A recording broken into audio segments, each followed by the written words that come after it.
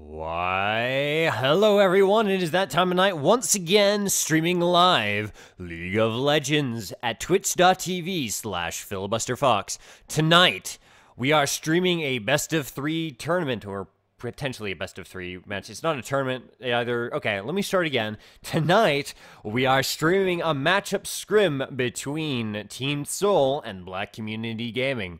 This will be in some custom matches and potentially 2 a best of 3, but we'll see how long these matches take.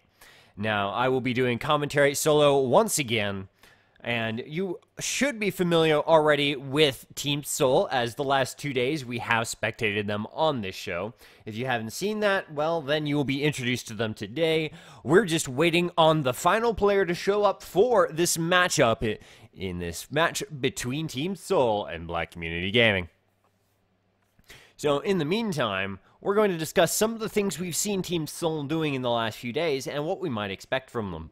Team Tsoul has been having a very strong top lane going, with Rengar being the most effective, although he has been in some pretty matchups that were pretty strongly in his favor. That Tryndamere and that Yi in that first match we observed were so god-awfully bad that he could do nothing except get fed, no matter how good he was, because they were just atrocious. And then, going from there, we are waiting to begin here as soon as we get the last player, and we will get right into this very shortly. So please bear with us as we wait for the last player. There he is. We will go ahead and switch over to the spectate camera right now. And hey, streaming the scrim. Hey. And we will be ready to go here shortly, as soon as they are ready. Yes, it does. The stream does indeed save for later viewing. I'm going to go ahead and pull up the stream address myself and pull up the chat really fast. Bam. Okay, there's the chat. I'll have the chat available for later. But going right into it, the blue team, Team Tsoul against the purple team, Team Black Community Gaming. So, the first ban out the gate by the purple team is Katarina. I am not sure if that is a directed ban against anyone that I have seen, but it is certainly an interesting choice, along with the Nocturne. I have a feeling I may have missed a ban pick, or maybe Katarina is on the wrong side. Oh, it looks like it's all putting them on the purple side. Katarina, Nocturne, Rumble, and Amumu are the current bans going right now. We have 2 bans remaining to see what they are. A very interesting little spectate bug here that they're all on the purple side, but we'll go with it. Now, I'm slightly blocking it right there, but that's a Vi ban right below the Amumu. So, blue team trying to ban out that Vi jungle that purple team is somewhat known for there. Rumble and Katarina also the bans from the blue team. Purple team banning against Nocturne and Amumu here, looking like they're targeting the jungle. What will this last ban be? Will I even be able to see it? That remains to be seen here in this best of 3. Okay, I do not see that final ban. I do not know what it is, but perhaps we will find out shortly. Let me just message one of the players. What was the last ban? Cannot see it. Hopefully, we will get a sign of what that last ban was from Sasaki, who is the room's host, which is why I chose to message him, of everyone. That and easy to find on my friends list. And the first pick is Thresh for Pilot in Command. He's going with the Thresh bait up there. I will not be talking about the summoner picks to leave some mystery there. Akali was the last ban for the purple team, so that's the one we cannot see. Jarvan and Taric picked up by the purple team. Are they going to lock in? Locked in, both of them, with Jarvan and Taric. And we're going right on over to the blue team once again with... How is it going? We've got a Tsoul picking Misfortune. So it's going to be a Misfortune Thresh bot lane once again for Team Tsoul. The same thing we've seen both other games that we spectated with them. And a Hecarim. Is that a Hecarim jungle, or is that an early pick for the top lane? I don't know. We shall see, but that may be a jungle Hecarim from Shin Pulse. With the Jarvan gone, which is the one we've seen her playing. You may be going for the Hecarim jungle in this case. Hecarim, a very interesting jungler. The gank's pretty scary because it's very hard to get away from Hecarim, and if he does hit with that ult and get that fear, you could be walking in the wrong direction for far too long and die very, very quickly. And for the purple team, we're back up to the next 2 picks, Brador and Fox MZ on the hot seat. We'll see what they're going to go with here very shortly. As soon as they pick, we will be able to discuss it a bit here. Now, with Taric, we may see an Ezreal pick here.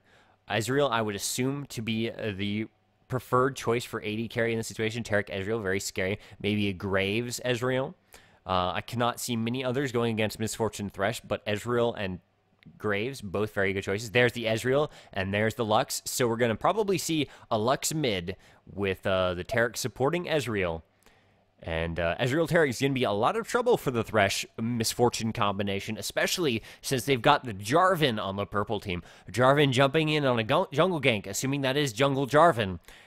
That destructible terrain is something Misfortune cannot get away from. She's not like Ezreal, who can blink out of a trouble situation. She's stuck there with no escapes except for Flash. So if this Jarvan gets in there, that could be a lot of trouble. Both Ezreal and Taric very easily able to sustain in lane against Thresh Misfortune. Unless they get a good gank coming in from the jungler, the heal from Taric should keep Ezreal in a lot of advantage here. I'm favoring slightly the bot lane for the purple team based on champion select, but not by much, and it remains to be seen how the players go through this lane and how they work with the rest of their team to determine how well that's going to go. Rengar and Kayle picked for the blue team. We're going to see Rengar top on Steam Kyrio again, and Susaki apparently going mid with Kayle, it looks like. We may see some trades up here, but I don't think we will. I think that's going to be a mid Kayle against Lux. And we just are looking to see what this last pick is going to be from the purple team. What will we see? It is Lee Sin. Is it? It is Lee Sin. Potentially in the jungle or top. Either Jarvan or Lee Sin could go either way. We'll see as soon as they switch it up, and we'll know what's going to go down. Both of these teams are more than familiar with what the other team plays in each position. So even if they're stream sniping a little bit, I'm a little safe here going ahead and talking about who's in what position. I want to talk about the summoners, to give them the extra effort if they decide to stream snipe, which you should not be doing if you are currently doing so. Turn off the stream if you're in the game. Be a good person. Anyways, back to the team matchups. We have on the bot lane, Misfortune and Thresh against Ezreal Taric. We've already talked about this some. I give a bit of an edge to Ezreal Taric simply because of the sustain and that really hard stun he's got there. But a good early advantage for Misfortune can get her so far ahead of Ezreal. Ezreal not so heavily scaling on the auto attack front as Misfortune does, but Ezreal very strong when it comes to his poke in early game. And he can get ahead here. If he gets ahead early, it's going to be doom for the bottom lane, especially if the Jarvan jungle is the one coming by. Brador with the Jarvan. Brador is their jungler, so I do assume that it's going to be a jungle Jarvan there. And the jungle Hecarim matching it up. Hecarim, a very scary jungler on the ganks, but Jarvan even scarier if you're Misfortune, because Misfortune lacking the escapes, as I said before, is going to be completely trapped by that terrain that Jarvan creates with his ult, and Jarvan is going to be able to trap her in there, get her in range for Taric's stun if he's not in range already, and then Ezreal can just sit there and do all the damage he so desires, while Misfortune is scared, fighting for her life. Up in the top lane, Rengar against Lee Sin, both very strong top characters. Lee Sin a bit better off in the early game. If Lee Sin can exploit this and get ahead of Rengar, Rengar could be in a lot of trouble here. But if Rengar can beat this top lane and stay ahead, he can be a more dominant force in the late game than Lee Sin can. So we'll see how that early game in top lane unfold. Lee Sin is going to have to try and work with Jarvan a bit there and avoid getting ganked by the Hecarim and get a little bit of jungle pressure on the top lane to ensure that Rengar doesn't get ahead there, because that could be terrifying if he does. And in the mid lane, Kayle against Lux. Lux is a much more traditional mid lane. Kayle has a lot of tools at her disposal, but I haven't seen Kayle a lot in the mid lane lately, and I haven't seen Sasaki play as Kayle, so I do not know how solid this Kayle is going to be. The Shoko Love plays Lux quite a bit in the mid lane, so it should slightly favor Lux based on the kit matchup there. If it gets close to a fight, Susaki's auto attacks are going to win out. But if it stays to poking, Shoko Love's got the love there. And we will be joining into this game in about 50 seconds here, watching the loading screen and seeing the initial matchups. So we've gone through the lane matchups, who has the advantage when, and what sort of things we'll be looking at. The first question that's going to happen first off is what item builds are they going to start with?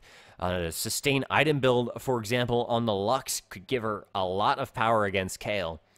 Lots of potions and maybe a couple wars to keep safe from the jungler could mean that Chocolove can stay in lane and just harass as much as she well pleases and just stay there fighting Kayle. Now, the next question, of course, after the item starting build, is going to be what are the junglers going to be doing in the early fight? Is there going to be an invade from either of these teams? I do favor, of course, because of Taric, the purple team for an invade, because the Taric's done so very effective in those level 1 fights in the jungle. But here we go into the match. No more time for speculation. Actually, slightly more time for speculation, but we're going to go ahead and ignore that and wait for this match to begin between Team Tsoul and Black Community Gaming. And as we wait on this loading screen, I would just like to remind everyone that my name is FilibusterFox, and I stream every night at 9 p.m. Pacific, midnight Eastern, at twitch.tv/FilibusterFox, and I do shoutcasting for League of Legends, and very occasionally I might actually play or something like that, but for the most part, I'll be practicing shoutcasting. Join me. I will be available to talk in the chat between matches, and I will actually go say hello to the chat right now. Hello to the chat! Exclamation point. Hello, chat. Poisonous X and, well, you two. Hello to the chat. Are you ready for a good match? I hope you are, because we've got one coming here. And nothing going here. He's going to guess that Shoko wins mid. Pilot and Kodo win bot, and Steam gets 2 kills top unless he gets camped by Jarvan IV early. That is the prediction from Poisonous X. We will see how right he is or how right he isn't. Either way, it should be interesting to see how this unfolds. I do fairly agree. Ezreal and Taric do have the advantage in the bot lane, especially if Jarvan comes and helps. But if Jarvan's camping the top lane, that will help prevent Rengar from getting ahead, but that may switch the advantage to the bot lane for Team Tsoul. In mid, he is predicting Lux will win out in the matchup between Lux and Kayle, and I'm inclined to agree, but that remains to be seen how these players play. Either one can win a lane. It's not a direct hard counter. It's not like trying to play Fiora against Teemo or something like that. But it is a rough situation for Kayle going into this against Lux. Now, we're just waiting on Green Taric to finish loading. Fox MZ playing on his toaster potato. That's right, it's a toaster and it's a potato. What you do is you take a potato, you cut some slits into it, you pull that out, you tie a battery through it, and then you put a piece of bread in there and wait 2 to 4 business days for it to get slightly warm. Then you put it in a real toaster and have some food. But that's what he's playing on right now, the potato toaster. And we will get going here in a few seconds as soon as Taric loads into the match and we begin this competitionally skirmished game between Team Tsoul and Black Community Gaming. Team Tsoul, of course, in the blue trunks, and Black Community Gaming in the purple trunks. That's right. We will get started shortly as the game has finished loading in, and we are about to begin. Both AD carries opting to go with Cleanse, both support with Exhaust, both solo laners with Ignite, and both junglers with Smite, and everyone bringing Flash.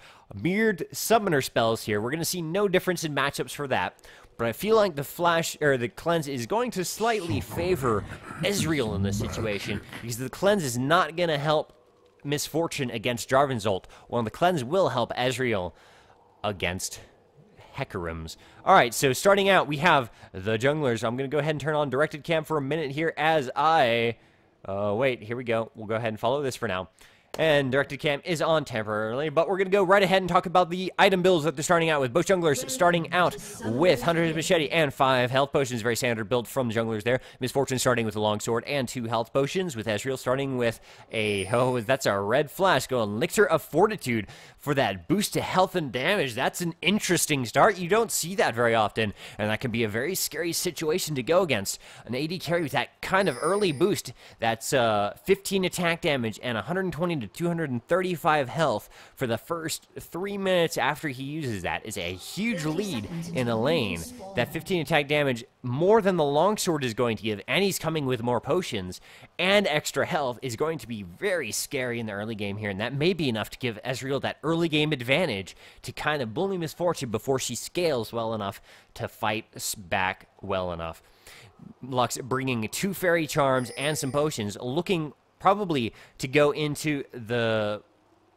what is it called? What is the item called? That, anyways, there's an aura item that I cannot remember the name of right now, but you combine 2 fairy pendants together, and it gives regen and an aura that really helps Ezreal out in spamming his abilities and using it for harass, and that's very close to what she's got built, and that may be the first item coming from this Lux instead of Philosopher's Stone. The standard support build on the Thresh with the health regen pendant, rejuvenation beads, 3 health potions, and of course 3 wards to go with that total biscuit of rejuvenation. That's what it's called, right? Yes, total biscuit of rejuvenation. And up in the top lane, we've got Lee Sin coming in with wards and potions all over the place, and Rengar also starting with wards and potions all over the place, both with very sustained, safe builds for the top lane since Season 3. Over in mid, oh, sorry, I forgot Lux wasn't actually, she may be building for an early chalice there, not support. There I was talking like she's a support, not going to be support. Yeah, it's 2 mana pendants, lots of spam ability out of this mid Lux, and lots of potions and wards on Stocky's Kale. Down in the bot lane, Taric is starting with a much more normal Flask and Sight wards, along with a total biscuit of rejuvenation.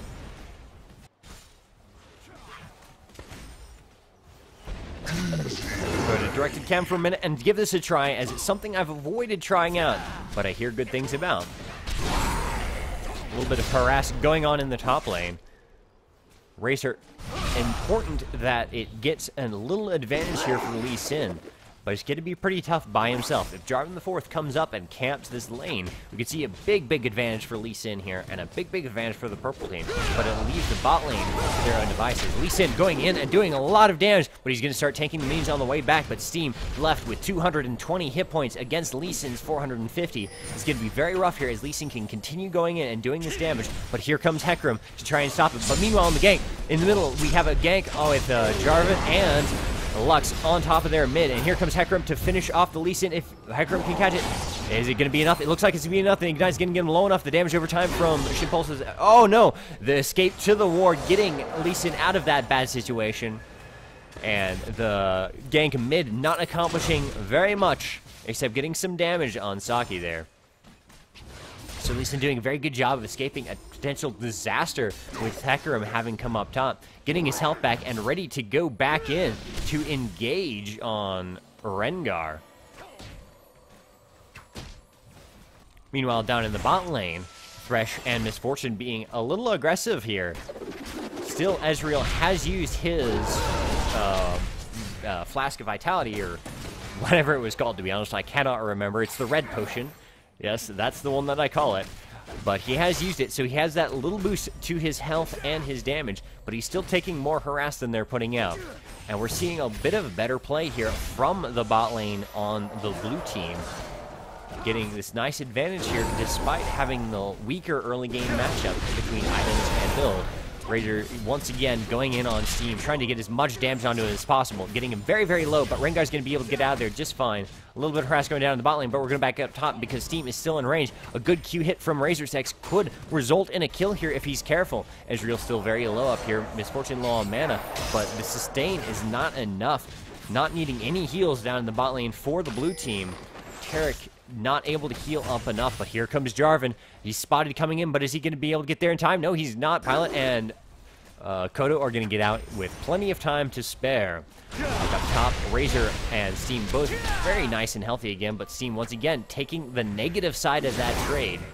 Both at level 5 here. It's almost the old time, but Steam running out of potions. Only 2 remaining. Lee Sin's only got 1 left, but Lee Sin seems to be winning the trades for the most part. Having to blow more potions after that Hecarim gank came and put him behind for now. But in general, he's got the advantage at this point, and he's exploiting it as best he can by himself. I have a look at the farm situation right now. Misfortune is leading Ezreal by about 8 farm, and Taric and Thresh are both at 0. Up in the top lane, Lee Sin and Steam getting a bit of a fight going on there, but Lee Sin's going to just walk away from what turned against him in damage. We're starting to get to that middle point in the lane where Rengar is starting to scale nicely.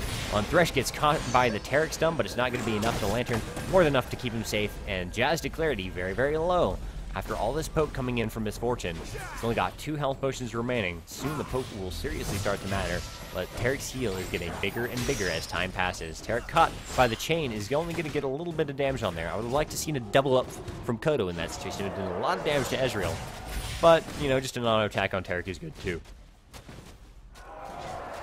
Lee Sin had gone B and is coming back to lane now. A little bit of a trade between Saki and Shoko Love in the middle. Back to the farm totals. Rengar with 38 farm against Lee Sin with 24. Rengar 14 farm ahead, doing a very good job farming. Even though he's losing a lot of the trades in damage, he is staying ahead in gold, and that's what matters in the long run. In the mid, 41 farm on Kale, 35 on Lux. They are really falling behind on farm for the purple team. They are 400 gold behind at this point, and there are no kills, no towers, and no dragons or anything. It is simply just farm that they're behind this 400 gold on.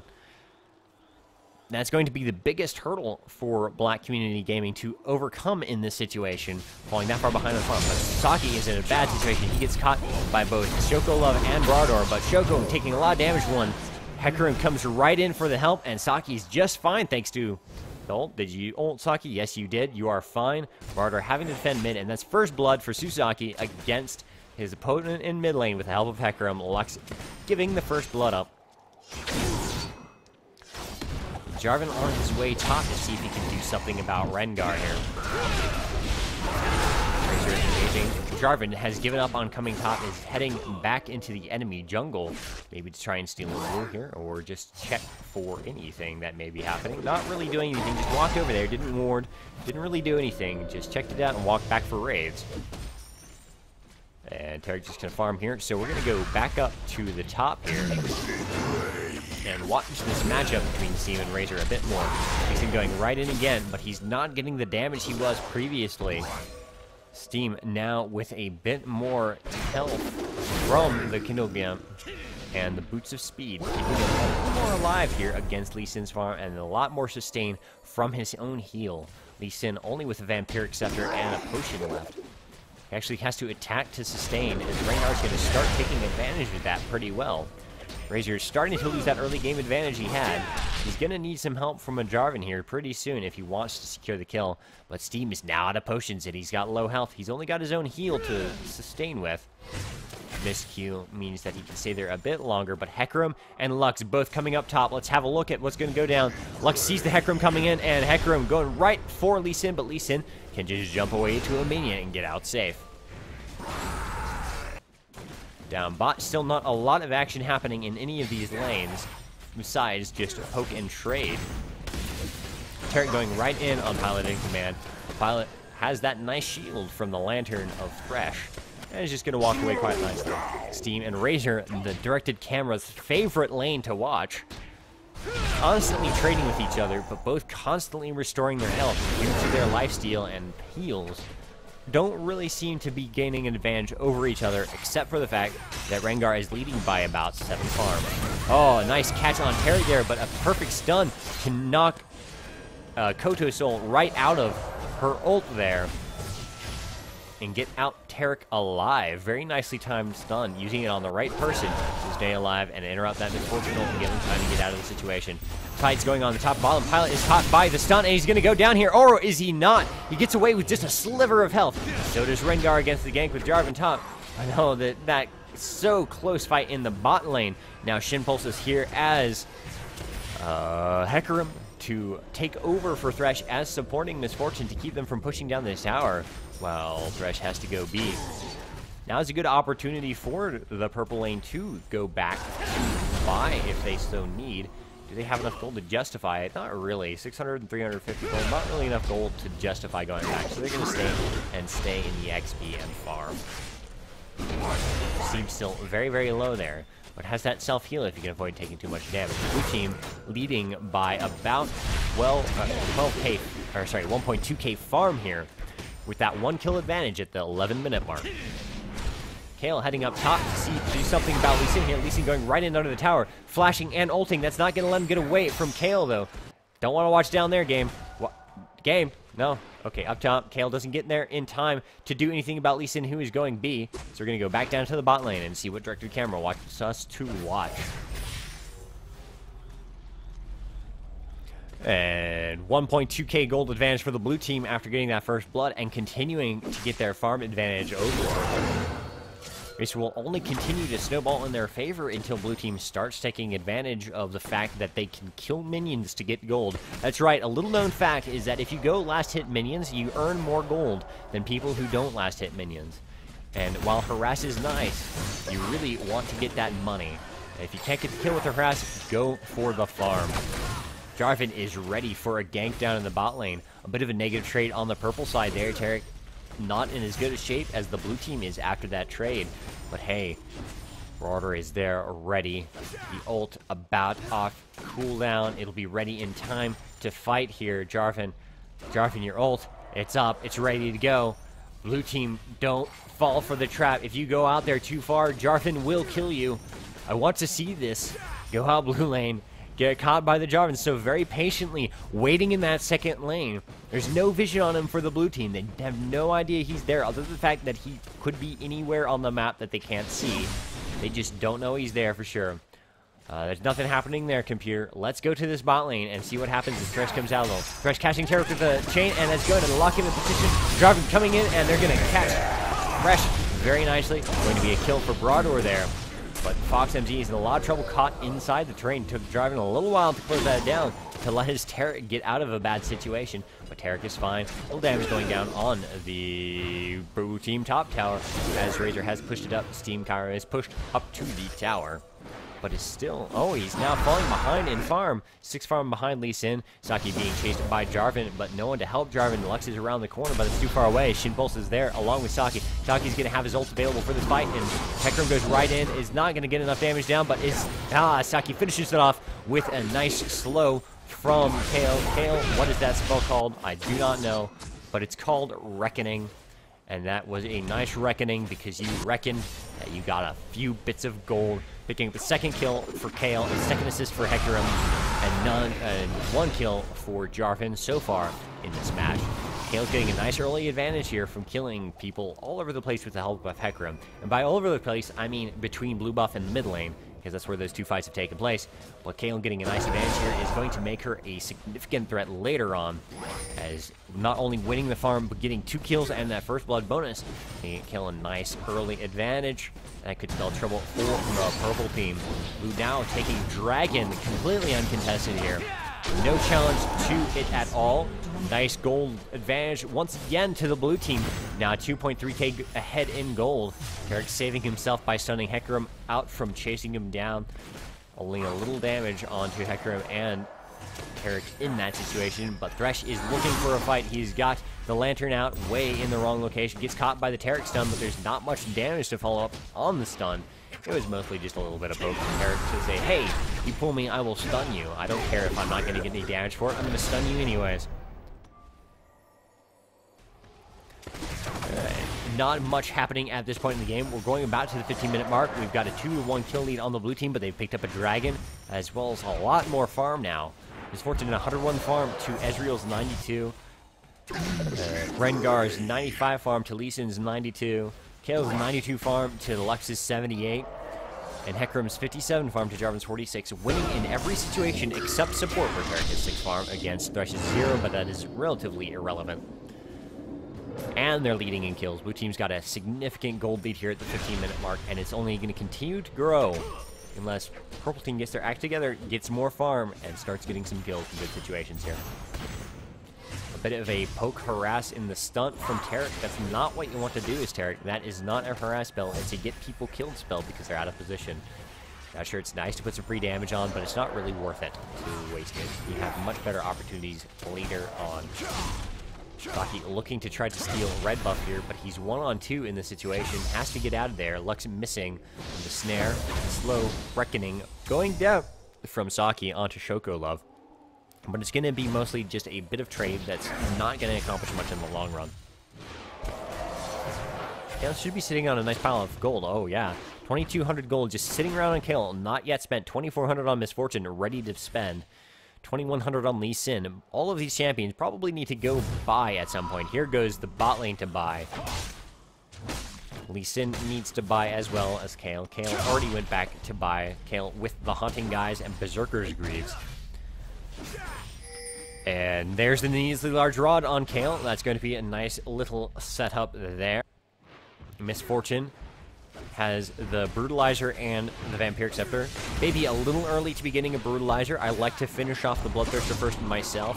Just trying to rush that Black Cleaver, which is nice. Black Cleaver is pretty fantastic on Misfortune, but a full Bloodthirster is a bit better to get early if you can afford to, because that's going to stack up the damage and the lifesteal for later fights. Tarek in a lot of trouble here. He's hit by the ult and runs the wrong direction.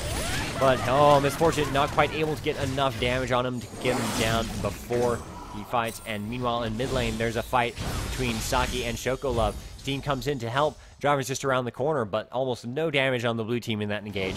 And all of it on the purple team. 17 minutes in, we're seeing the blue team with a 2,000 gold lead and a 1-kill lead here as well. And we may see mid tower go down at this point to Steam and Saki, just taking it because why not?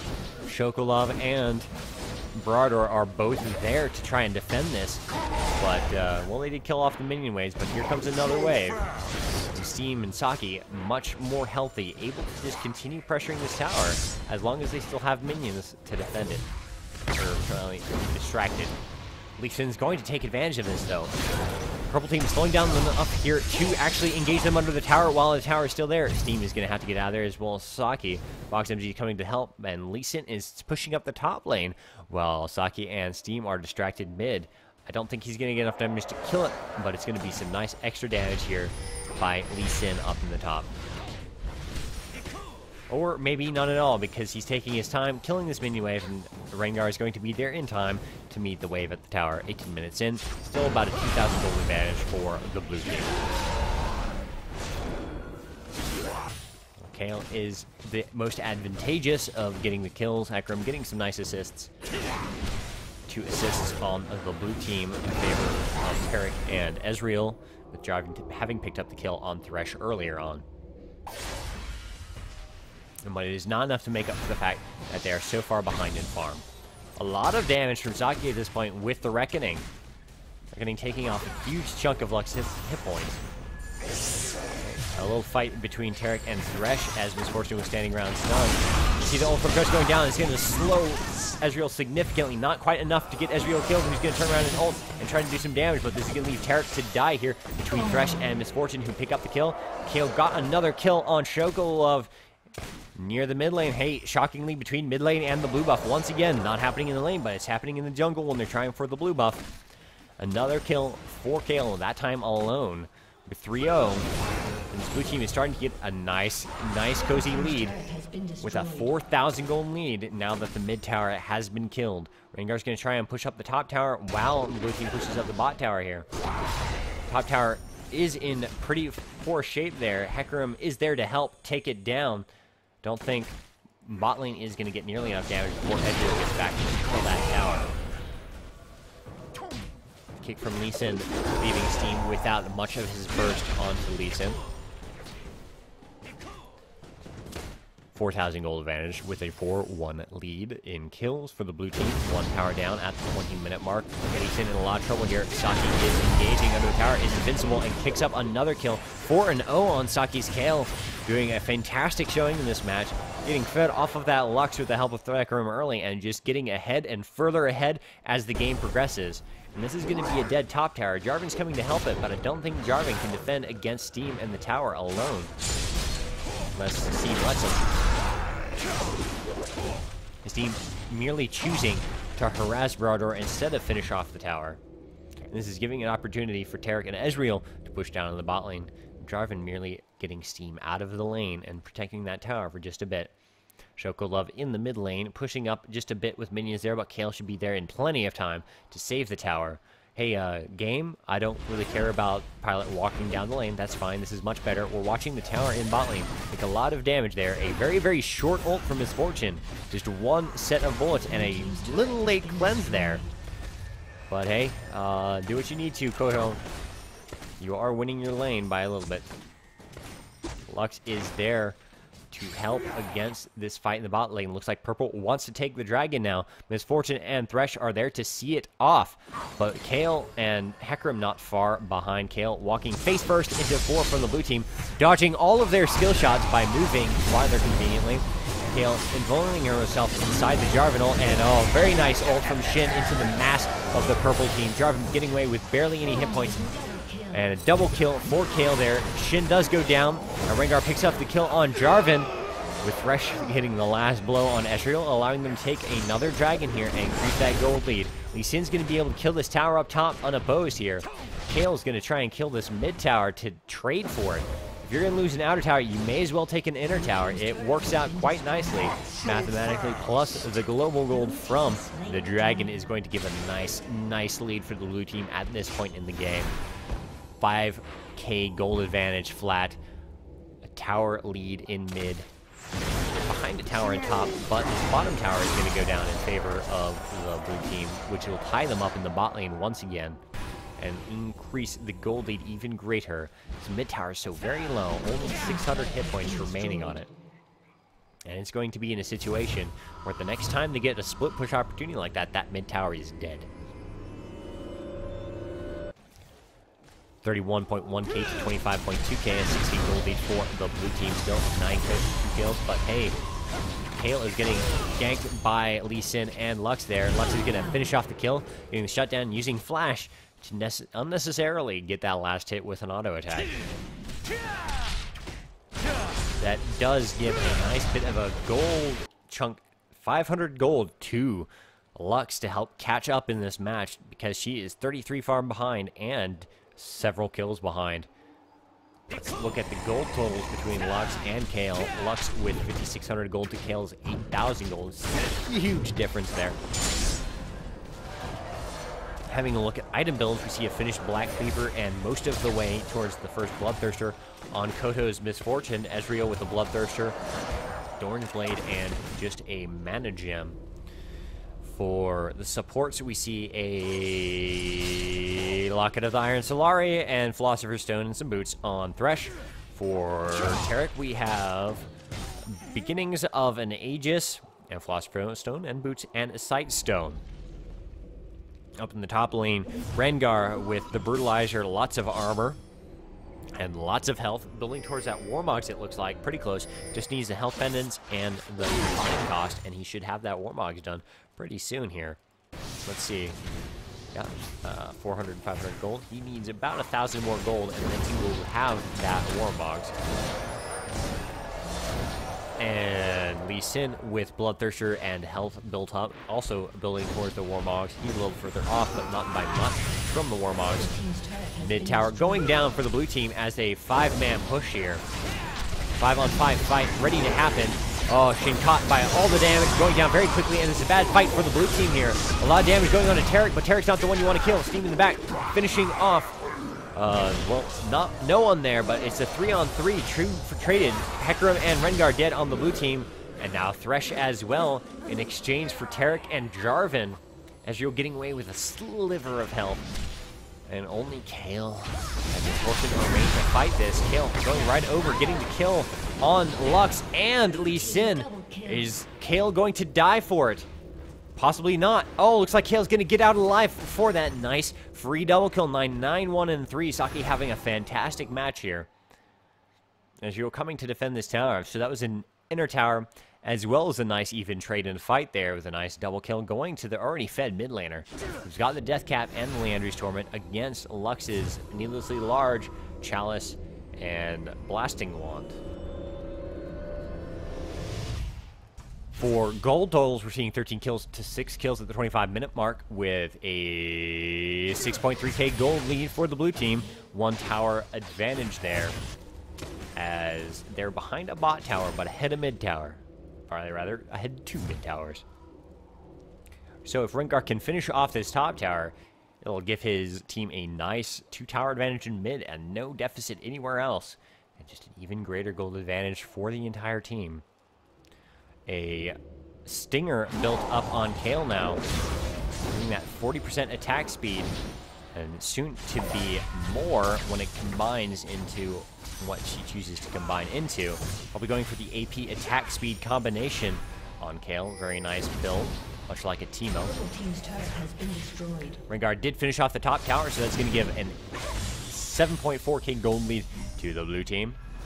2 towers ahead in the mid, tied elsewhere. But they've got the 2 dragons to none advantage as well as the kill lead.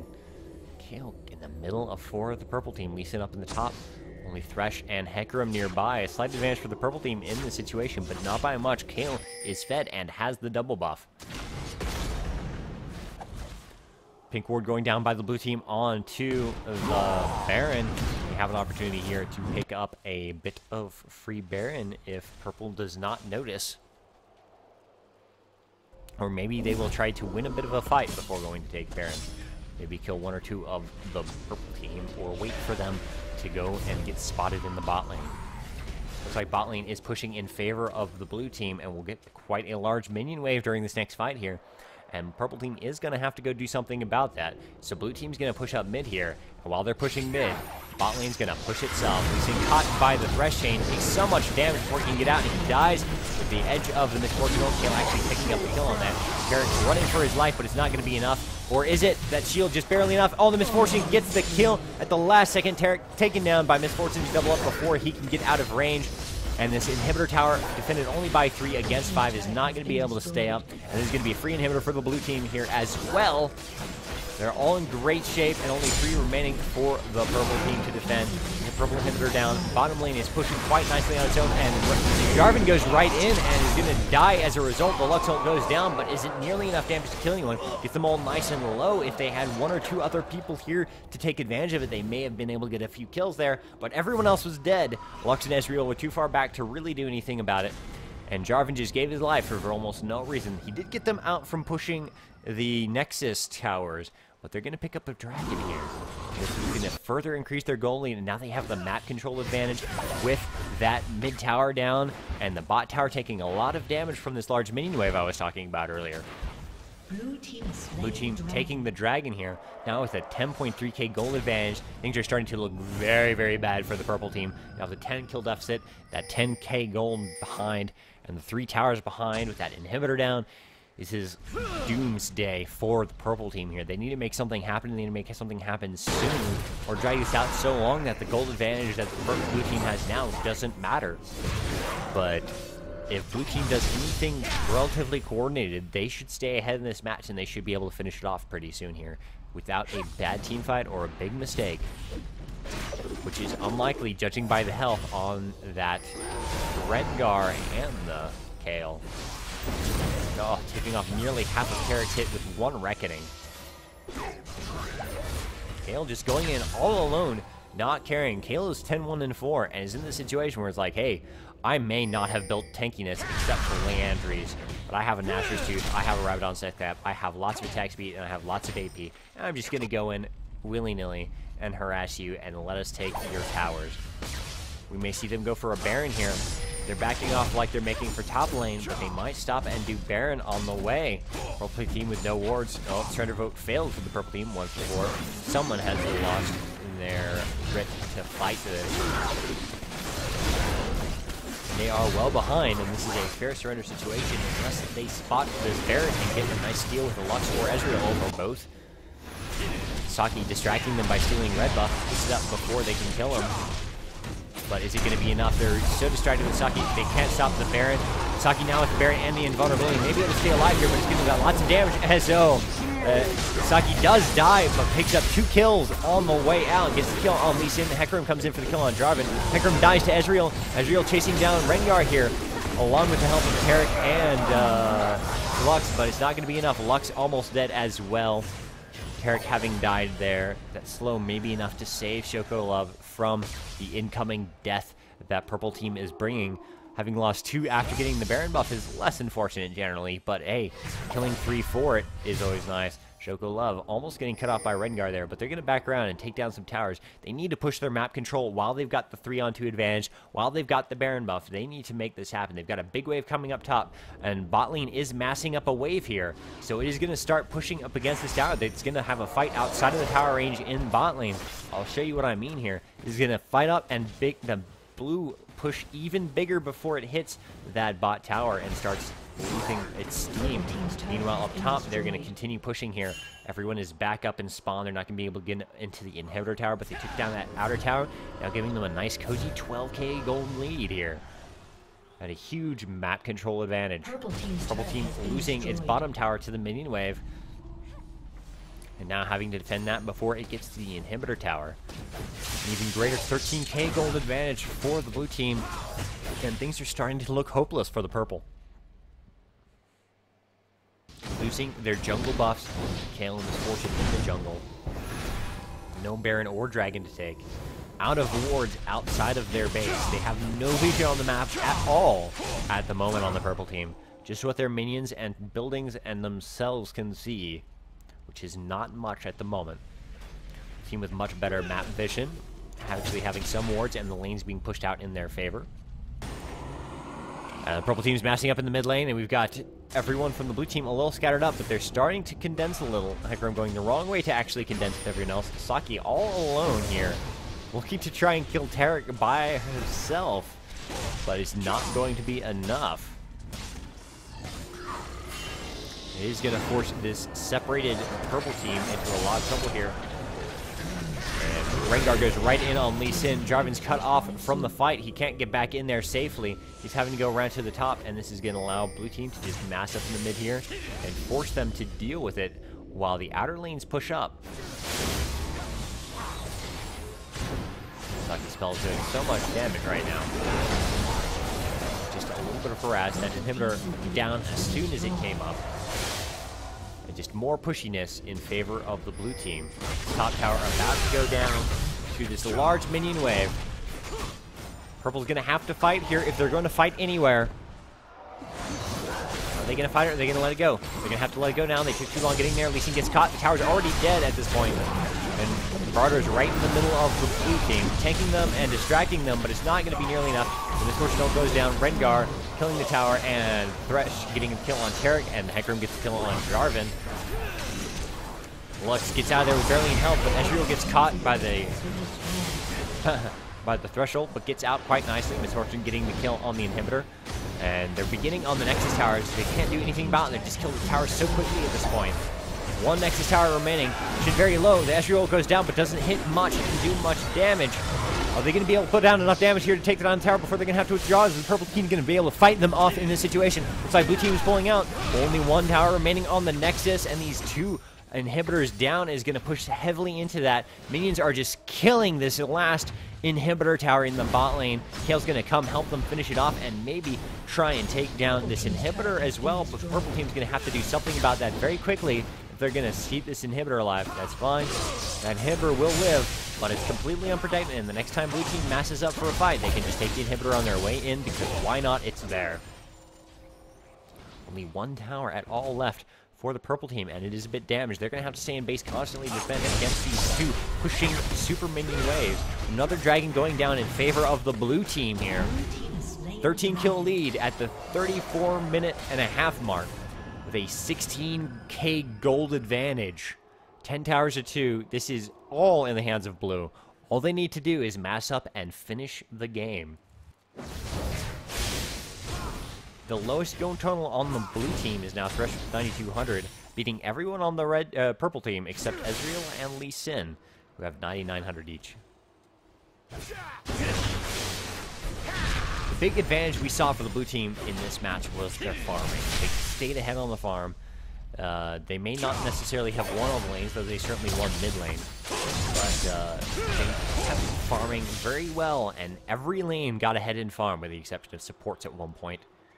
Every lane was ahead of their opponent in farm the entire time. Towards the end here, Misfortune stopped farming. She's now 3-0-12 to Ezreal's 2-1-3, so that farm is relatively irrelevant.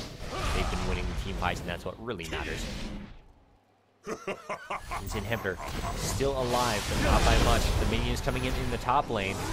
Purple team continues chasing Saki and Steam here. They're going to be out of their base for too long. The Misfortune goes down. It's not enough to kill anyone quite yet, but Saki finishes off the Jarvan after being ulted by said Jarvan. Ezreal goes down. Fox MZ goes down for a double kill for Misfortune, and this is going to be a very clean dead Lux and Lee Sin. Well, Lee Sin actually manages to get out of there, but it's not going to be enough. Minions take down the tower before blue team even gets there.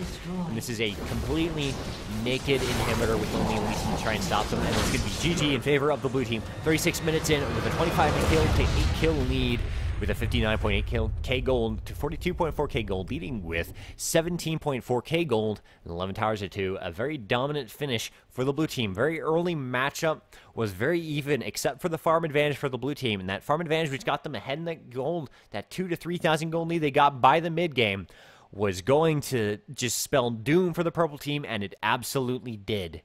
So much problems for the purple team due to the lack of farm.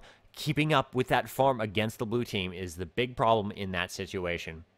So we're going to see if we've got a second match going in here. I'm going to go ahead and accept the game I'm trying to join no longer exists. Waiting on the invite. Waiting on the invite. Please invite me, Susaki, to the match. Let us see what the chat was saying during the game. All right. Anything really?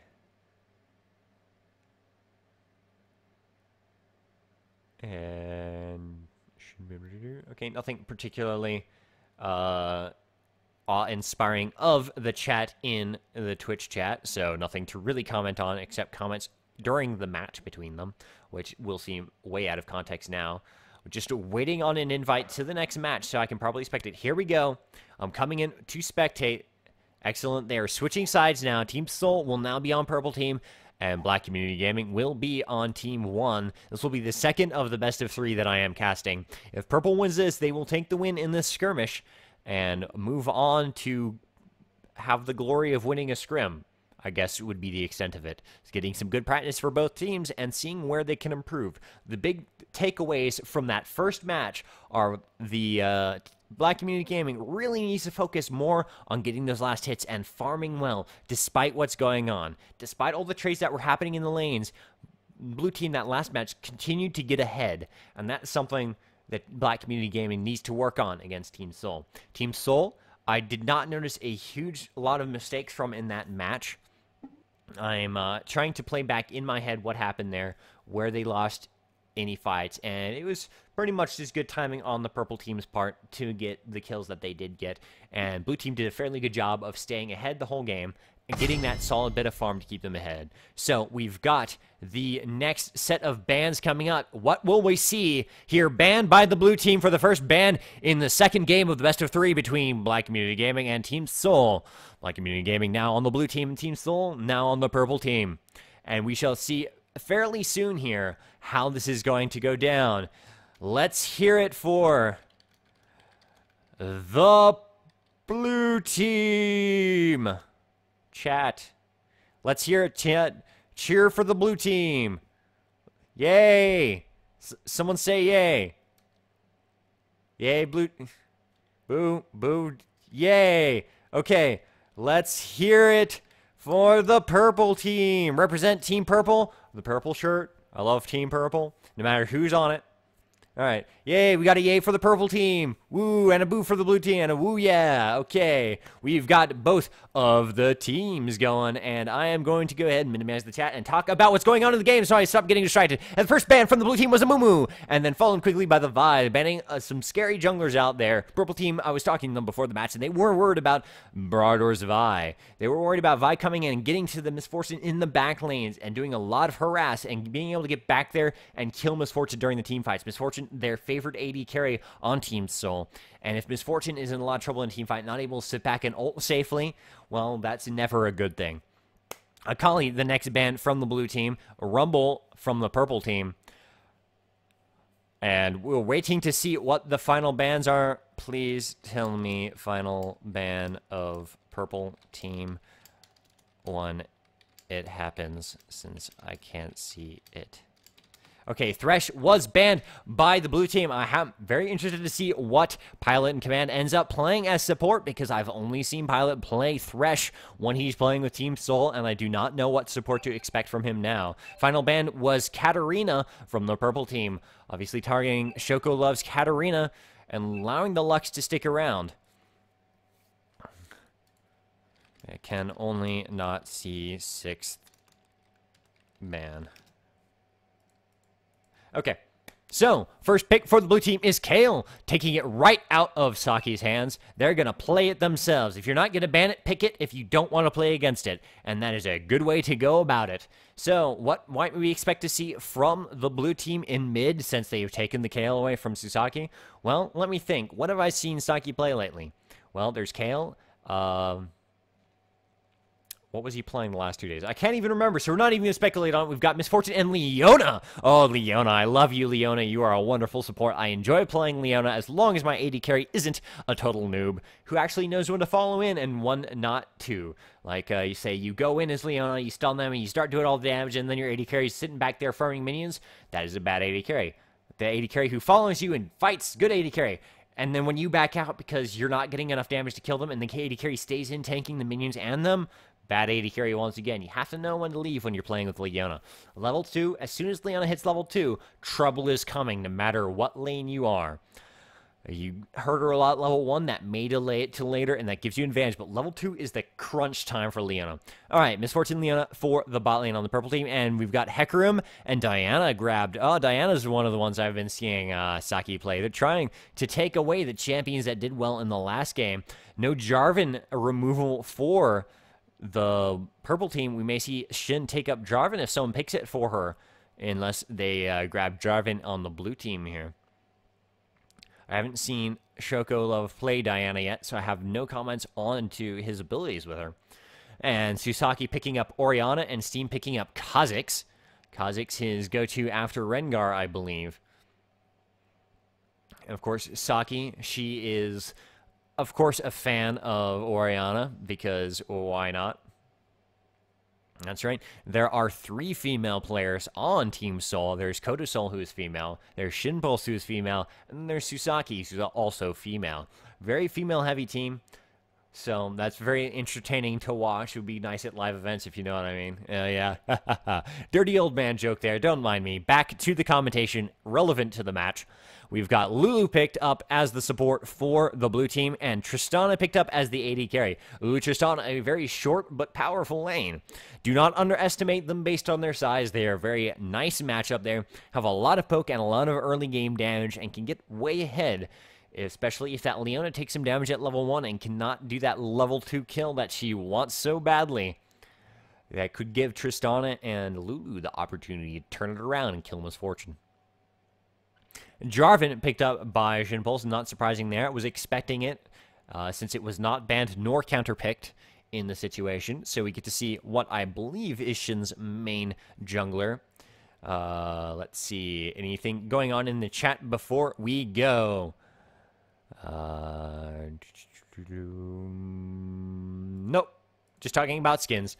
So, we are looking at a 3-minute delay here. Before we get into the match, I'm going to take a quick break and get some water and leave this display up for you so that you may see and look over the selections made. I'm going to move this up just a tad here so you can actually see that bit, and I will be back with you in about a minute.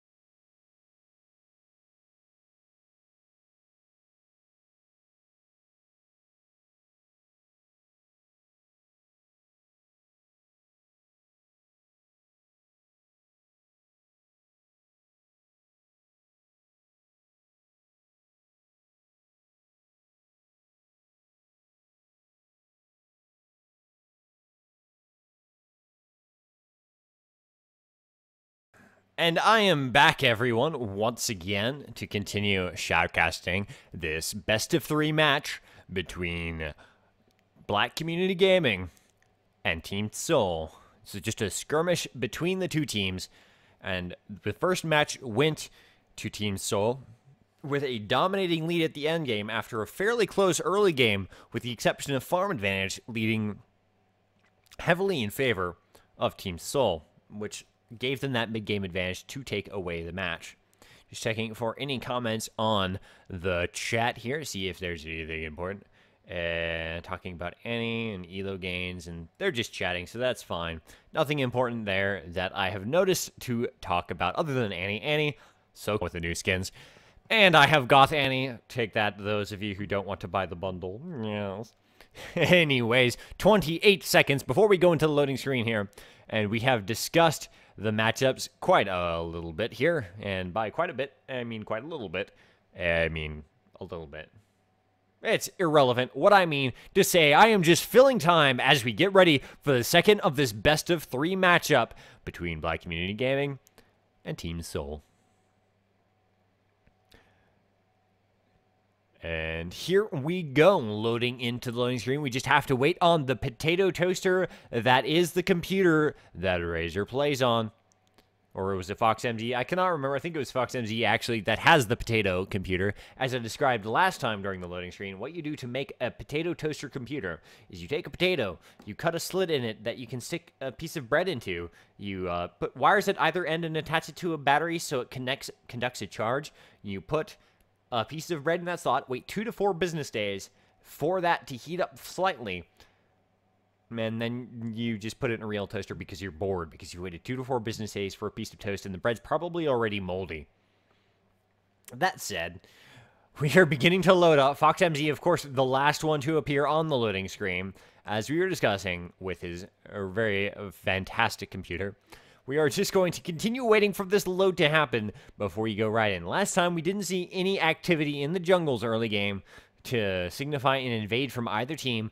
Are we going to see that kind of passive start again, or are we going to see someone try and get a little frisky and go? And I would favor, in this case, the purple team once again. Purple has a bit of an advantage with the hard stun support if they were to engage in the jungle.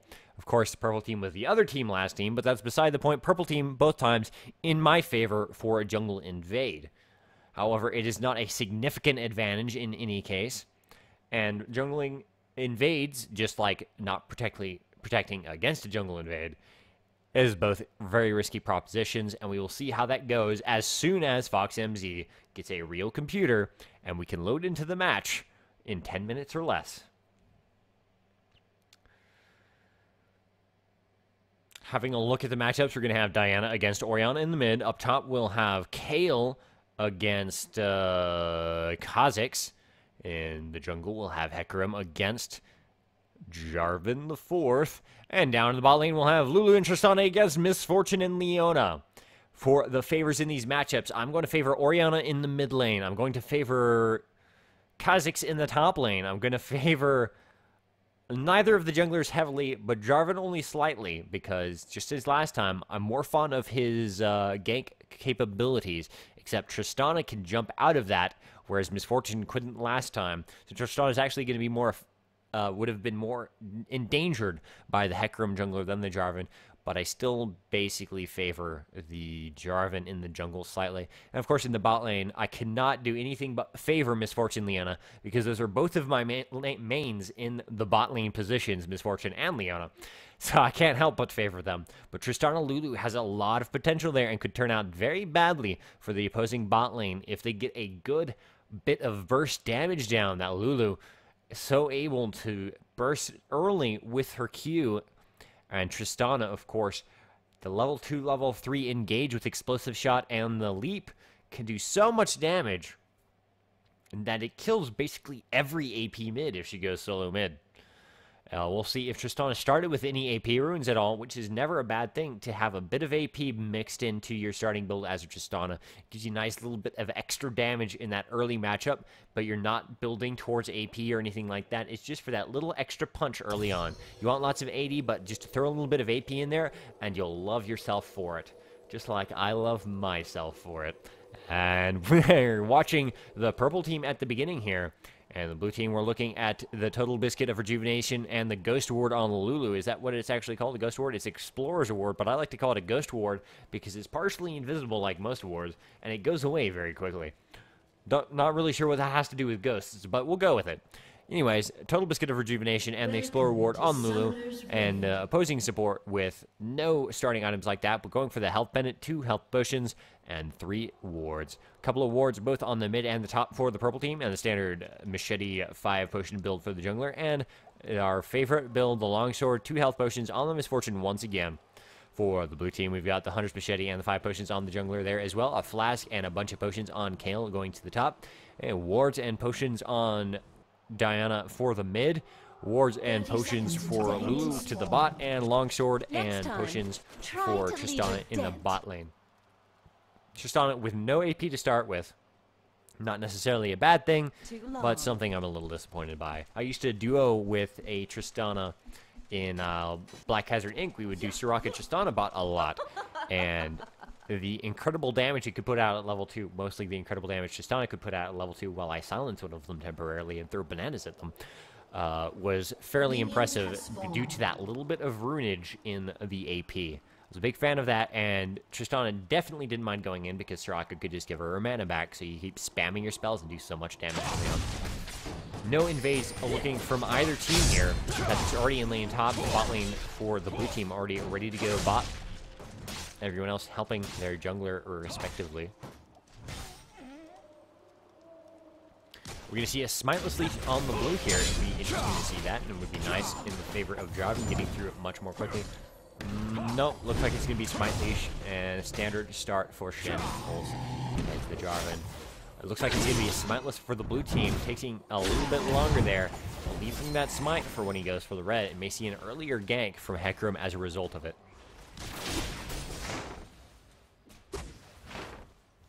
Down in bot lane, we've got the wards in the bushes from either team using the festival wards, whereas I still use spider wards because I'm cool like that. I spent way too much money on this game.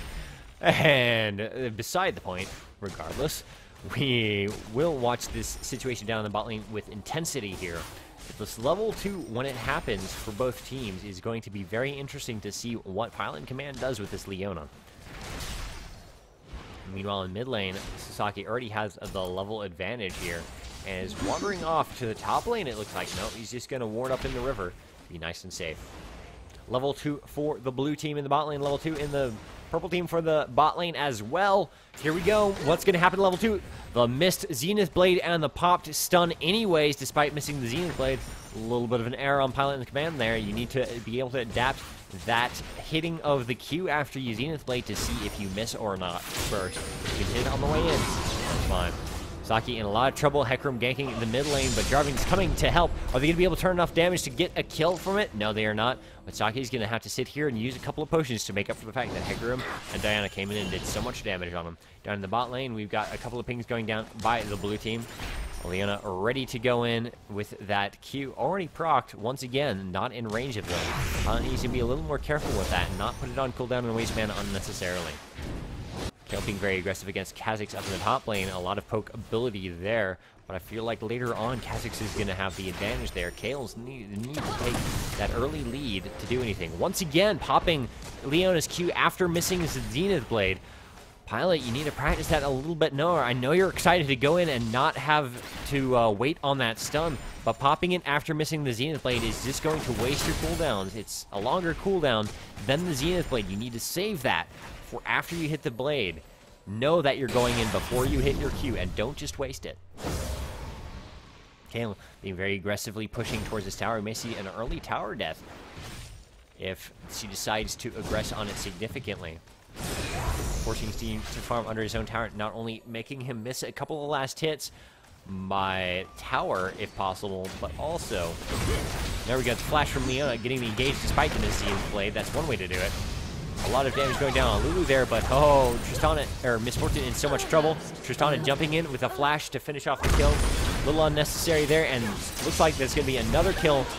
Fox MZ almost going down to it, but a double kill to Tristana is showing just what I was talking about as Tristana's early game damage. Pilot not quite hitting the necessary Zenith Blades to get those kills early, and that flash just wasn't enough. It left his AD carry exposed. You don't want to go in on Lulu in a duo lane. You want to go on the AD carry. Lulu is kind of surprisingly tanky for a bit of a mage support, but I mean, you can't just leave Tristana hitting your AD carry while you're going in on Lulu with your flash. So I'm going to have to favor the bot lane for a very nicely played down there for the blue team. And we may see the Black Community Gaming take the advantage in the second game if things continue on this trend. Razor with 30 farm against Steam is 27. Only slight advantage there, but they're both harassing each other fairly nicely there. Slight advantage in the harass to Razor, but he's running out of mana here. And he can only harass with that mana when it's up. About a 900 gold advantage for the blue team after getting that double kill in the bot lane 6 minutes in.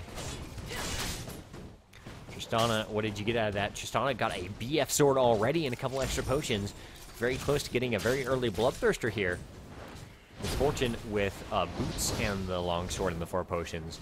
Very clear who won that trade out, and that's going to be terrifying as Misfortune down in the bot lane. Lulu coming back already with a health crystal, getting towards that early sight ward instead of going for Philosopher's Stone, keeping those potions because she still got them. Leona with 2 parts towards the Philosopher's Stone, but not the Philosopher's Stone. Having to go back before you can finish your Philosopher's Stone as a sport is so very, very painful. So extremely painful. And that's going to hurt them a lot in the coming few minutes. Up in the top lane, looking to get frisky on Steam under the tower, perhaps, or maybe just do a little bit of invading, spotted by the ward on the blue team. Just pinked out there, but not much happening otherwise on the map. Jarvan coming down to the bot lane for perhaps a gank to equalize his lane here. If Jarvan can get a good hit in here, Leona goes right in on Lulu. Once again, going in on Lulu, not the best choice, but you've got Jarvan help. But Jarvan doesn't get in time to get anyone involved. Lulu and Leona both take damage from that trade, but both the AD carries left pretty well fine after it. That's not going to get the bot lane back into the game, although Misfortune is only a couple of farm behind Tristana. That 2-kill advantage on Tristana and that BF sword there is scary.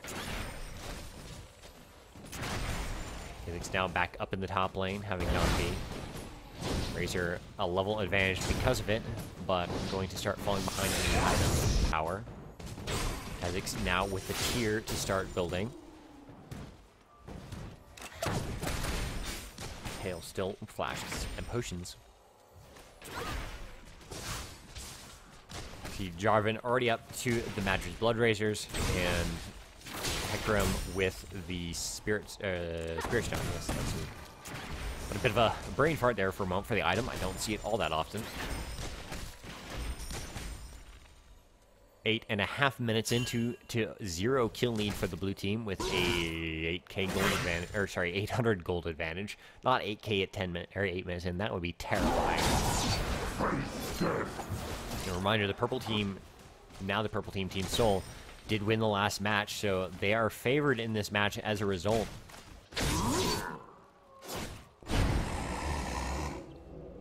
Remaining to see some action happening in the mid lane. Diana now 23 farm behind Orianna, and this is going to be continuing to increase in gap.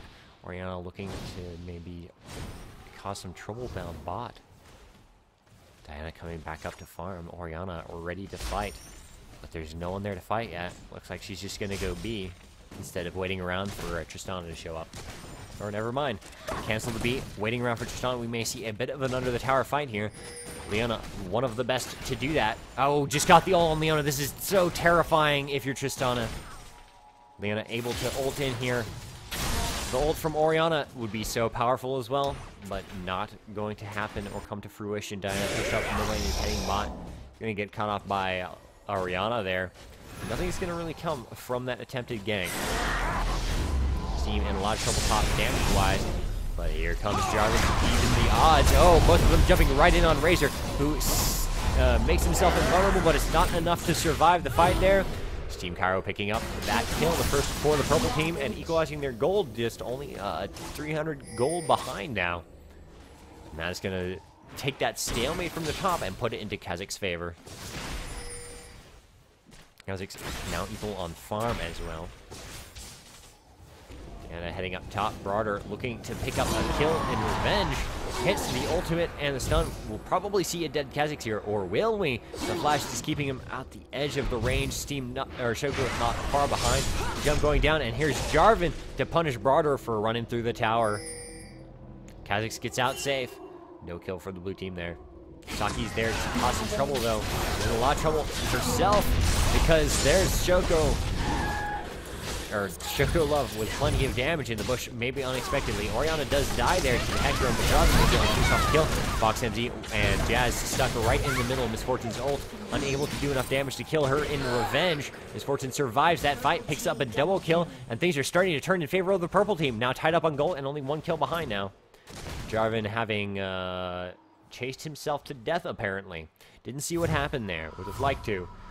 But the camera wanted to be on the bot lane, and I'm okay with that, because that was an exciting fight in the bot lane. Apparently, Jarvan not quite able to catch up to Hecarim to finish off the kill, and someone had come to help. Who had come to help Hecarim?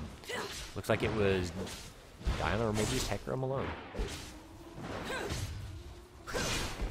Shoko Love getting some damage on the opposing mid tower with Orianna dead. Still behind by about 22 farm. 400 gold advantage for the blue team with a 1 kill lead, but it's not huge at this point. We've seen some nice turnarounds here. The bot lane is getting extra scary now. The Vampiric Scepter and the Brutalizer done on Miss Fortune. Tristana not quite having finished the Bloodthirster. Picked up level 2 boots though. It's been nice to see a Bloodthirster early on this Tristana, but it's not quite there. 12 minutes in, 1 kill lead for the blue team with a 300 gold advantage. Closing slowly. These last hits, the farming capability of the purple team starting to come to light here. Fortune only too far behind Tristana and easily able to catch up. Kayle 1 farm ahead Steam. Here comes the gank in top lane. Here's Jarvan with Kha'Zix looking to get another kill on Kayle here. Kayle, are you going to be able to get out of here? The ultimate invulnerability. Not enough to save her from the Jarvan ult, who locks her out of range of the safety of her tower. And Razor's Hex dies once again in the top lane. The kill going to Kha'Zix once again. Lulu caught by Leona after going right in hard. But hey, Lulu and Tristana trying to turn this around onto Miss Fortune aren't able to do enough damage. Now in a lot of trouble here. Maybe I'll pick off a Leona, but no. Leona goes in, stuns Tristana, giving another kill to Tsoul. And Fox MD is in a lot of trouble, and another double kill to Kodo, getting them further ahead in the situation. And there's going to be a dominating lead for Miss Fortune here. Tristana having lost the early advantage. Leona is now able to just tank up and initiate these fights. And Kodo can just sit back and get all of the kills she wants, because she has all of the damages now. It's going to give her a nice bit of gold to go by with. Let's see, 1,200 gold. That's going to be probably, we'll see a ruby crystal come out from Miss Fortune. If she goes beat, she may just stay and kill a tower. No towers down as of yet. Now a 2-kill lead for the purple team at the 13:37 minute mark. Not 13:37 minutes, but 13 minutes, 37 seconds. And purple is now leading by about 2,000 gold. Once again, getting this advantage. The double kills on Miss Fortune, getting her ahead. And the farm staying tied even in the losing lanes. Orianna 40 farm ahead of Diana. Huge lead there, despite Diana having 1-0-1 score and Orianna having 0-1. She's going to be ahead in gold with 3,600 gold total on Orianna and 3,300 on Diana. Diana heading up top. Easily spotted by the pink ward, so Kha'Zix will know it's on the way, pinged up. But Diana's heading back as Steam goes to withdraw, and with Diana back in the mid lane, no threat at all. Nice ward up there. Good to see Jarvan walking around in the jungle. Calmly waiting on her AD carry to arrive in lane so they can get more kills. Nice pink ward by Shin, clearing up that blue ward in their jungle. Good map control from the purple team in this situation. They've got a lot of vision all over the place. They've got all the best ward spots. They have, let's see, I'll ping it right here and right here, warded up, perfectly keeping the bottom lane safe. If only this was warded as well, then they'd be totally safe. Plenty of wards on every entrance up to the top jungle. So there's only one weakness in their ward vision. And that involves walking all the way around through blue buff to come down to the bot lane and come from behind the tower if they wanted to gank. And with how strong the bot lane is doing right now, that is not really an option. So the purple team is perfectly safe to push out as much as they want in all of the lanes. With perhaps the exception of mid. Especially now that one of those wards have died. Orianna maybe trying to steal blue buff there. No, I'm just going to ward up, be nice and safe, make up for the fact that it's gone. I have to compliment Team Tsoul on their ward coverage during this match. They're doing fantastically on ward coverage, and it's something I love to see out of teams. Like Community Gaming needs to invest a little more into the wards so they don't get ganked so much. Ganks aren't coming a lot, but here comes Jarvan down in the bot lane. Walked through one of the wards for the blue team, so there, no, it's there. Hecarim coming up top to gank Steam, having just gone in for the reward. Couldn't have happened at a better time, Bardor, but it's not going to be enough to actually kill him. Steam able to put a little poke off in return. Kill being forced back a little. Steam able to get aggressive. Misfortune goes beat down in the bot lane, leaving Jez, Clarity, and FoxMZ alone to push up on that tower. They're going to be able to kill this tower if they so desire. Oh, and the ult from Shoko going right in on Saki, who ults in return, but Shoko Love barely hurt from that. Diana being very tanky against Orianna here. Orianna at a huge disadvantage now. Shoko is as far ahead as she is, but the gank from Jarvan going to be more than enough for Diana to die there. The ult from Hecarim resulting in enough damage along with the ignite from Diana kill Orianna, and they managed to get out in time to not die in return to Jarvan. Flash from Kayle, bringing Kayle under tower, causing the ult to be used, but Steam is going to die here, it looks like. Or is he? Oh, so very close. Might be enough to pick up the kill with the ignite. Is it going to work? Oh, no. Just barely surviving with a sliver of hit points. Kayle doing a nice job of tower diving there, causing the ult and the flash, but it's worth it if you get the kill. So good job, Kayle there. The team trying to close up the gap that the purple team had created there for a while. Only one kill behind, but still 1.4k gold deficit against the purple team.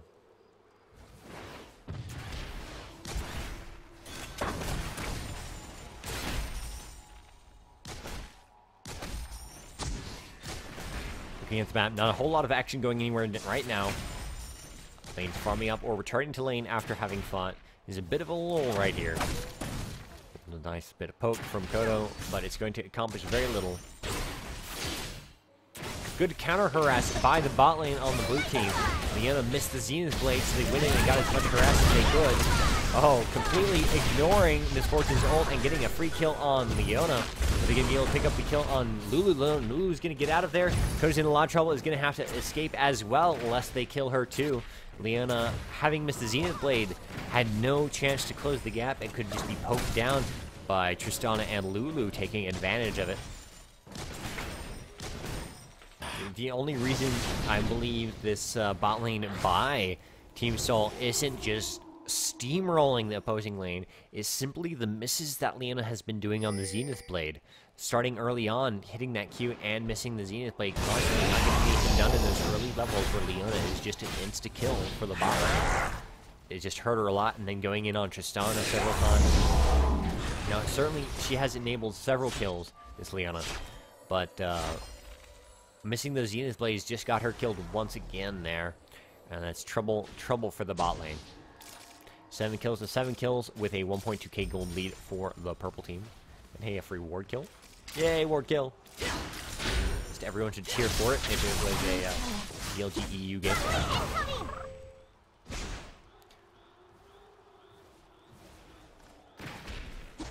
Nice bit of ward coverage for the purple team once again, dominating the map in ward coverage. Only one blue ward. Oh, there's a pink ward here in the bush as well for the purple team. They're going to clear up that ward nicely.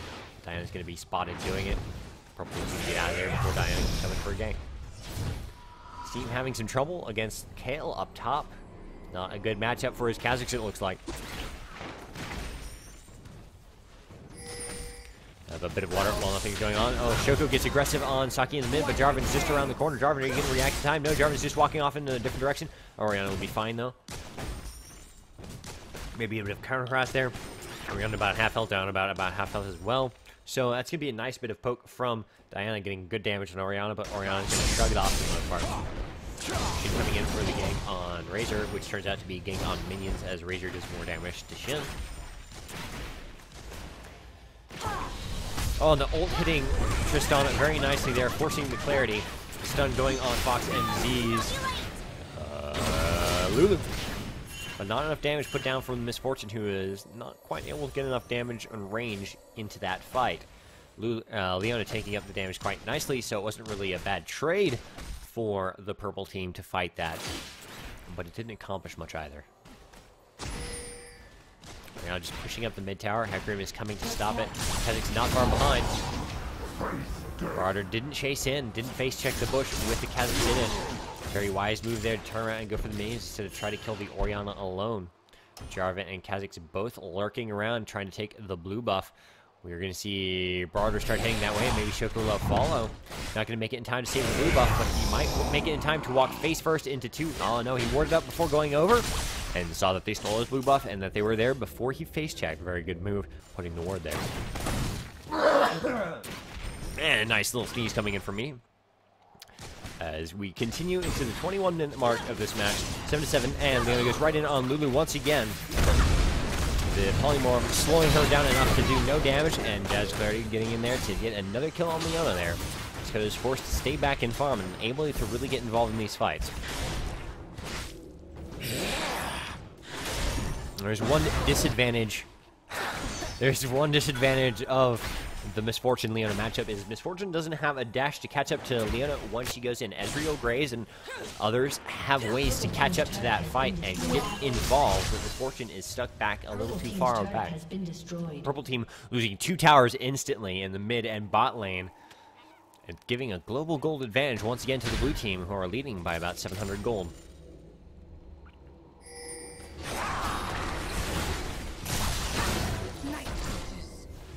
Alright, and here we have a fight brewing up in the mid lane.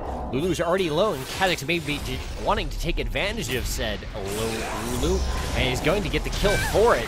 Is it going to be enough to pick up Tristana as well? Tristana's going to jump right over. Oh, he gets caught by the Jarvan ult and isn't able to get out of there in time. Very nice situation for the purple team there, picking up the double kill on the bot area there. Tristana LMAOing from the result of that with a very buggy jump, who actually just didn't make it over the wall. It wasn't stopped by anything in particular. A dragon for the purple team is going to put them back in the gold lead advantage despite being 3 towers behind now. 1 outer tower in each lane gone. Razor pushing up this inner tower in the top lane. 1 kill lead and tied gold from the dragon there. On the extra farm they have, Kayle could be in a lot of trouble here. Shield and speed buff going on to Steam. But are they going to be able to do enough to slow down Razor to catch up into this fight? So very slow, Orianna. Can you catch up? Is that going to be a dead Kayle? Not seeing any more damage go down. Looks like she's outranged. Oh, no, here it goes. The invulnerability going down, saving it for the last minute. Very good move on the Kayle, but it's not going to be enough. Kha'Zix should be able to pick up the kill. I'm sorry. Orianna picked up the kill with the ball at the last moment there, and it's going to be another kill for the purple team, taking them to 2-kill advantage and a 500 gold lead. Much closer match at this point in the game than the last match, due to those 3 tower kills by the blue team, getting a nice gold advantage here, but lacking the Kayle is going to be a 5-on-4 in the mid lane, and it's going to be a free tower for the purple team, or free kills if blue tries to defend it. They cannot fight this here. Purple team just needs some minions, and they can take down this tower.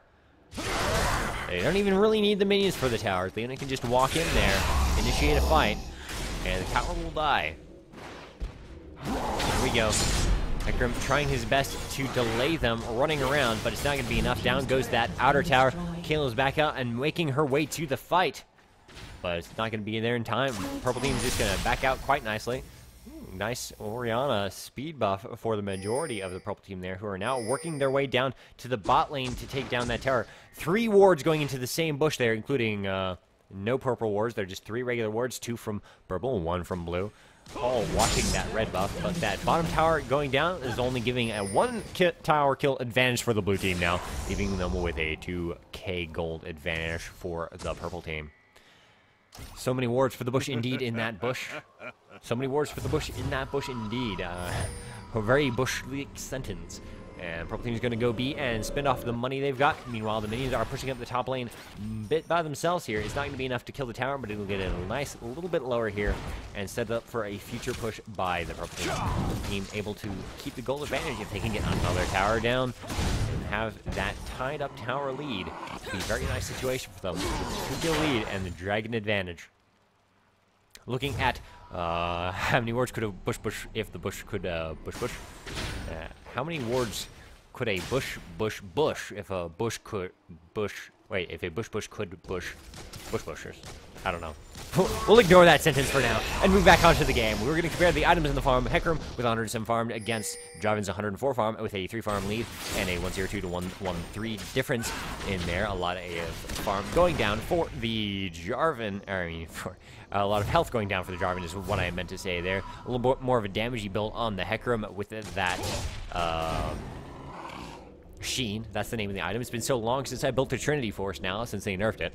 It's the Sheen is the name of the item I was looking for. A lot of move speed and damage built on Hecarim, more so than the health of Lock of Iron Solari, and of course the Spirit Stone, kind of being some bit of tankiness there. But about the junglers are fairly on par here.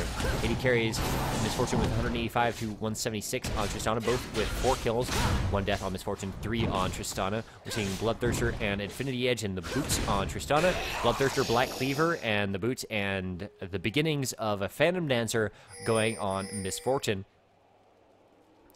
For the supports, we've got tanky health going for Leona, shocking. And we've got tanky health going for Leona, also shocking. From the blue team up top, looking to push up here. All 5 of them are there now. 3 from the purple team. Orianna and Jarvan are on the way, but Orianna may get caught out of position here if she continues to go in that direction. Gonna walk right, face first into Kayle. It's gonna be 1v1 there, but the rest of blue team is not far behind. Orianna, you got to get out of there quickly.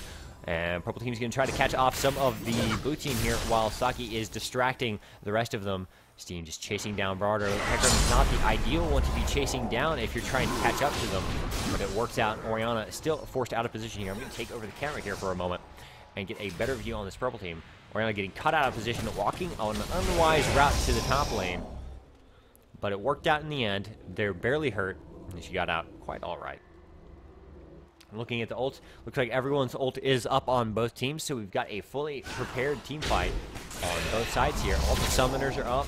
Everyone is ready to go here. There's nothing holding back this team fight in the way of cooldown. It is just a proper initiate that we're looking for. What's a proper initiate here? Hecarim going right in, hitting the ult, or perhaps Leona hitting a nice ult and going in on Tristana, or maybe Kayle. Or staying back and defending Misfortune while Jarvan initiate. Here comes the initiate from Diana onto Orianna, but it's not going to be enough as Misfortune sits back and ults Diana for it. Hecarim, Diana, both very, very low after this. Orianna only taking some damage. There's a definite trade in favor of the purple team. Kha'Zix wasn't even there. He's swinging around the back, may jump over the wall if they continue to engage here. But purple team already lost that trade, and they're going to have to not engage this fight except under their own tower. Kha'Zix is coming in from the jungle on the side here. Bardock could get a little too aggressive here, but Steam's just going to walk right in and poke them with his spiky bits. Kayle went B. This is the chance to kill this tower for the purple team. Are they going to take advantage of it? It's 5-on-4 right now. If they initiate this fight, they could possibly get killed, or the tower, before it goes down, looks like blue team's going to back off the tower. Kayle's back in fight now. They could counter-engage this, but the tower's already dead. It's going to equalize the tower kills 3-3, giving a 3-kick gold advantage. And there's the initiate, the Orianna ult and the Jarvan ult doing so much damage in the middle of that team. Hecarim dies right away, trying to get in on the Orianna. But hey, Lulu falls shortly thereafter. Tristana right after that. The tower not even affecting the purple team as Kha'Zix goes in for a 4th kill for the purple team. Only Kayle survives, and down goes the inhibitor and the inhibitor tower very quickly after that fight. And it's going to be a very nice team fight, giving a 6-kill advantage and a 6k gold lead. And now the tower lead, they're going to try and push down the Nexus towers while blue team is still dead. Only Kayle is up, remember. This first tower goes down immediately. This is doomed for the purple team. This could be the end right here. 3 seconds before Hecarim spawns, 6 seconds before Lulu spawns. That's not going to be nearly enough for them to stop this. It's going to be a GG in favor of the purple team, once again taking the win. The 6-kill lead at the 29-minute-and-a-half mark with a 7.1k gold advantage and 6 towers to 3. It's a very nice team fight at the end there. Despite being under tower, they went in and killed a lot. 4 of the 5 of purple team and lost none in return. And that gave them a nice cozy advantage there with which to win that match soundly. 2 wins for Team Tsoul in this best of 3 is going to give them the overall win for the night. The takeaway from tonight, if either of these teams have tuned in to see the end of the stream here, what I'm going to advise to these 2 teams is Purple Team, Team Tsoul, Purple Team in the second game, Blue in the first game. You did a very good job for the most part throughout those matches. Leon in the second match, you got to work on the Zenith Blade hitting and not using your Q if you do miss. Just save it after you hit the thing. When you start moving, you hit your Q during that, and you'll land the stun. Okay, just fine. It works plenty well. You don't need to prematurely hit that Q if you're not going to get the stun landed. You can wait and not have to use your flash. Don't go for Leona, or don't go for Lulu. Go for the AD carry, not the support. The support is going to distract you long enough and take up your crowd control, so their AD carry will attack your AD carry while your AD carry is trying to help you kill the support, and their support will just crowd control your AD carry and start trying to run away, taking the damage, while their AD carry will just attack yours. So go for their AD carry when you're in Leona. Don't waste that Q cooldown when you don't have to. Save up your mana and save their cooldowns because Zenith Blade recharges faster than the stun. For the Black Community Gaming, your big thing in this match was farm. You fell behind in farm both matches for the most part, especially in the mid lane there on the second match. Orianna so far ahead against Diana. That was expected in that matchup. Diana farms in melee. It's very hard to farm against an Orianna, even if you're ranged. Orianna's so very able to zone out. But both matches fell behind in farm in most, if not all, lanes. And that is killing your mid to late game. So you've got to focus on farming and getting that farm despite what's going on. Just if you're trading with the enemy, that's great, but you still got to be getting the last hits, and you can't let them get ahead in the farm. Because in every opportunity, while you were trading with blue team and purple team, both teams were fighting and trading in all these lanes. Team Tsoul continued to keep the farm advantage for the majority of the situations here. The second game was much closer when it came to farm than the first game, but still, that gold advantage that they got came from the additional farm and picking up the dragon objectives when they could. Some very nice play from both teams shown up today, and I am now going to turn it over to the chat for any questions or comments on this situation at the end of this best of 3 with 2-0 win for Team Tsoul against Black Community Gaming. All right, unless any questions pop up very soon here, we are going to go ahead over to the live cam, and I will go ahead and sign off here very shortly. For those of you who may have joined late, today I shoutcasted 2 games in a best of 3 between Team Tsoul and Black Community Gaming. Both teams my friends are on, so I'm fairly well familiar with the majority of the players on both teams. Now, my name is FilibusterFox, and I stream League of Legends every night at 9 p.m. Pacific, midnight Eastern, at twitch.tv/FilibusterFox. Tune in every day for generally shoutcasted matches, although on rare occasion I may occasionally play a match. And I usually interact live with the chat of anyone who happens to be watching, just between matches, because it's hard for me to read the chat while a game is going on and I'm focusing on the shoutcasting. No questions. You all know the answers is the response from the chat. So we're going to go ahead and sign off for the night. Thank you, everyone, for watching, and thank you to Team Tsoul and Black Community Gaming providing an entertaining match for us, pair of matches for us to watch today and analyze a bit, and maybe not only them to learn from, but us as well. This has been FilibusterFox, and I will see you next time.